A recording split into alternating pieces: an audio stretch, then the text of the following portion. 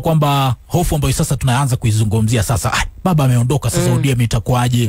Upinzani utakuwaje? Siasa za upinzani hapo nilikuwa naelekea kwamba je, kuna hofu kwamba huenda sasa ODM ikasambaratika, kwamba sasa hawa viongozi ambao labda wako serikalini kupitia ODM wakamezwa, kwa mfano na Kenya Kwanza, wakaingia ndani ya UDA wakakwama kule, na wengine wakajipata wamemezomezwa na vyama vingine. Kuna hatari labda ya chama kile kusambaratika? Na hatari ile kubwa tena sana ipo, na nikitoa mfano tu ni kwamba si wana ODM wote ambao wamekuwa comfortable na arrangement hii ya Kenya Kwanza, hii handshake hii.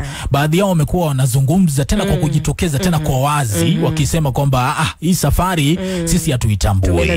Edwin Sifuna ni mfano mzuri, Caleb Amisi, Babu Owino pamoja na wengine wengi tu. Na tunapozungumza sasa hivi kuna vuguvugu la Kenya Moja ambalo baadhi ya hawa ambao wapo ndani ya ODM ni wanachama. Wakati mwingi, wakati kumekuwa kukitokea haya matamshi, mtu ambaye amekuwa kikuja cool mambo anasema kwamba hao wote ni watoto wangu, imekuwa ni baba. Sasa kuondoka kwake kunaacha hali ya huenda tusijue vizuri sana hatma ya hata handshake yenyewe itakuwaje, hatma ya ushirikiano kati ya ODM na upande huu mwingine.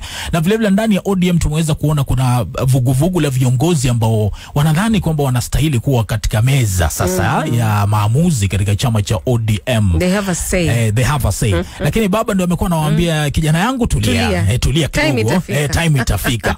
Sasa kidogo hawajapata nafasi ya hiyo time kufika wakati baba yupo, kwa sababu inakuwa vizuri wakati time ile inafika na baba yupo, ndiye ana coordinate mambo na kupanga mambo. Kwa hivyo huenda tukaona mingangano hapa na pale, huenda tukaona mbio kidogo hapa na pale katika chama hicho cha ODM, lakini tunaamini kwamba kwa sababu ni chama ambacho kimekuwepo kwa muda mrefu, tunaamini kwamba kitaweza kupita katika mapito hayo. Kuna swali ambalo nimeona Wakenya wakijiuliza wakisema, is baba the best president Kenya never had? I don't know, but I think so. Did we miss out on an opportunity? I actually think so. You think so? Nimekuwa nasoma article moja ambayo inasema kwamba baba is a president that won elections but was never declared.